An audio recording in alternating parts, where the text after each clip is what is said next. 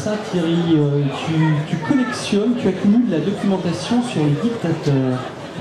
M'a-t-on dit. Et en particulier, tu accumulais la doc sur Staline. C'est pour ça que vous vous êtes rencontrés, Fabien et toi. C'est quoi cette naturel. Moi, j'aime bien que à la maison, il y a un climat d'autorité naturelle qui soit créé. Donc voilà, je m'inspire des grands maîtres, dont Staline principalement.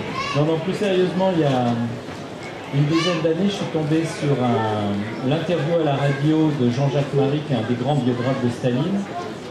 Et j'ai eu la révélation que je tenais un sujet intéressant, mon sujet.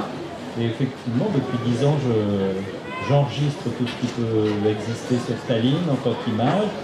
Je lis des biographies de Staline. Voilà. Ma fille qui a 10 ans a toujours vécu à côté de Staline, par exemple.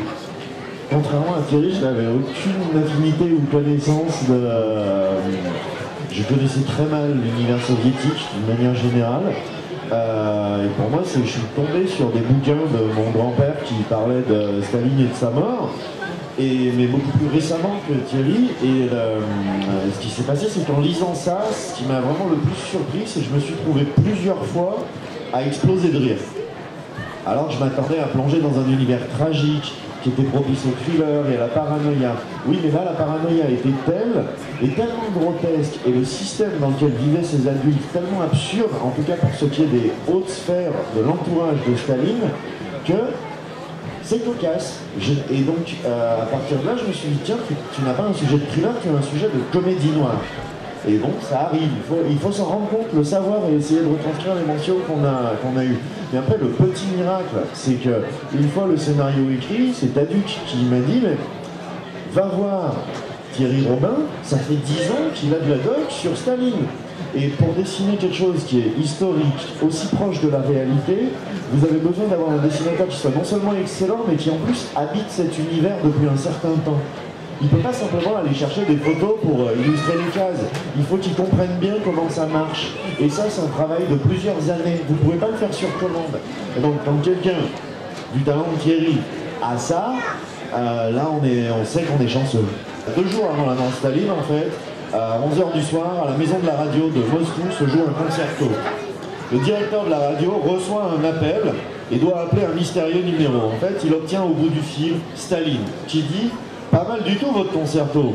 J'aimerais bien avoir un enregistrement, ou plutôt je veux, parce qu'il n'y a pas beaucoup de j'aimerais bien dans la langue de Staline, je veux un enregistrement, on viendra le chercher demain. » Le gars raccroche, fonce à la régie et s'aperçoit que le concerto est diffusé en live, en direct. Il n'est pas enregistré. Et la conclusion immédiate qu'en tire cet homme, c'est « on va tous mourir ». La soliste, c'est une histoire vraie qui s'appelle Maria Yudina, qui est une belle femme, qui est une opposante et une grande pianiste, refuse de jouer.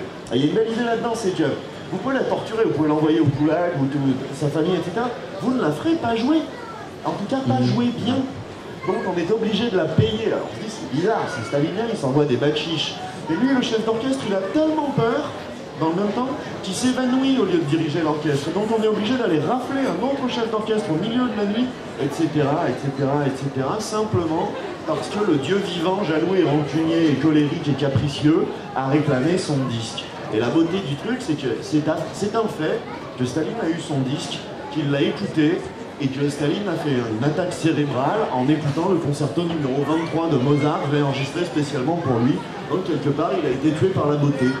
Et la pianiste, qui avait mis un mot tout à fait anti-stalinien et littéralement suicidaire, la pianiste a survécu pour raconter cette jolie histoire. En tout cas, merci à vous deux, merci Fabien Nury, merci Thierry Robin. Merci.